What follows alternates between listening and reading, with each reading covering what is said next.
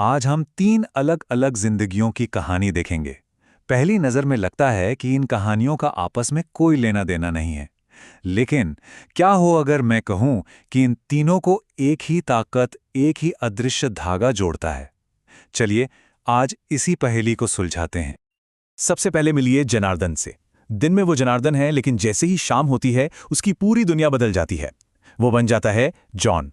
उसका बात करने का तरीका अमेरिकी हो जाता है, यहां तक कि उसकी छुट्टियां भी अमेरिकन कैलेंडर के हिसाब से तय होती हैं। सोचिए, जनार्दन है तो भारत में, लेकिन उसकी नौकरी उसे हजारों मील दूर अमेरिका से जोड़ती है। अब ये हैं रामाधारी।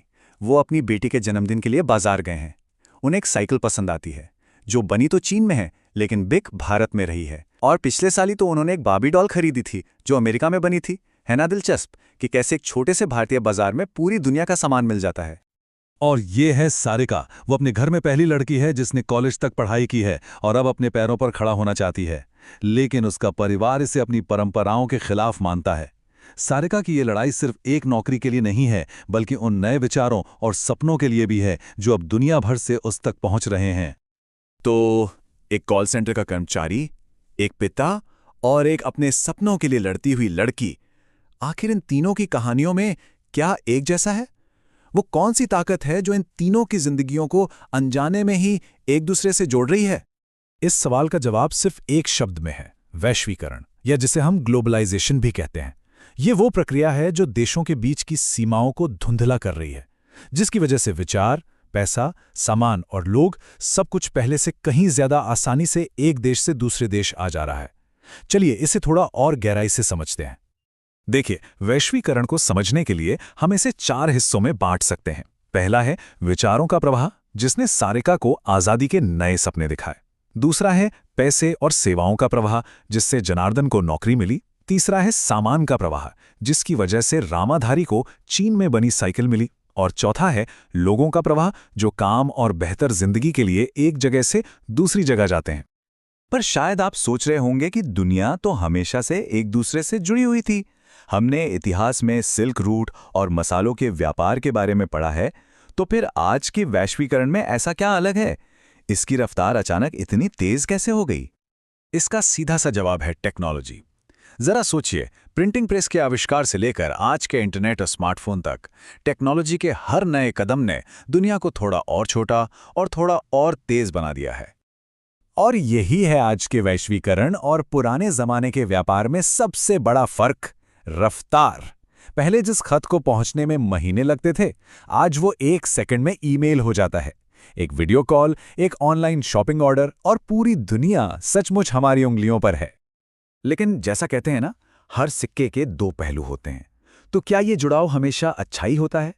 वैश्वीकरण अपने साथ जितने मौके लाता है, उतनी ही बड़ी चुनौतियां भी लेकर आता है। इसको ऐसे समझते हैं, एक तरफ हमारे पास बाजार में चुनने के लिए बहुत कुछ है। हम चाहें तो मसाला डोसा खाएं या फिर बर्गर। लेकिन दूसरी तरफ एक डर ये भी है कि कहीं बर्गर की बड़ी बड़ी कंपनियां हमारे छोटे डोसा वाले की दुकान ही न बंद करवा दें। इससे नए अवसर तो बनते हैं, पर अमीर और गरीब के बीच की खाई बढ़ने का खतरा भी बना रहता है। और एक सबसे बड़ा डर जुड़ा है हमारी संस्कृति से। कुछ लोग इसे मैकडोनाइजेशन कहते हैं। मतलब, क्या पूरी दुनिया एक ही तरह का खाना खाने लगेगी, एक जैसे कपड़े पहनने लगेगी? क्या इससे हमारी अपनी पहचान, हमारी अपनी संस्कृति कहीं खो जाएगी? लेकिन कहानी का एक दूसरा पहलू भी है। कुछ लोगों का मानना है कि संस्कृतियां खत्म नहीं हो रही हैं, बल्कि एक दूसरे से मिलकर कुछ नया और दिलचस्प बना रही हैं। इसे कल्चरल हाइब्रिडाइजेशन कहा जाता है। इसका सबसे अच्छा उदाहरण क्या है?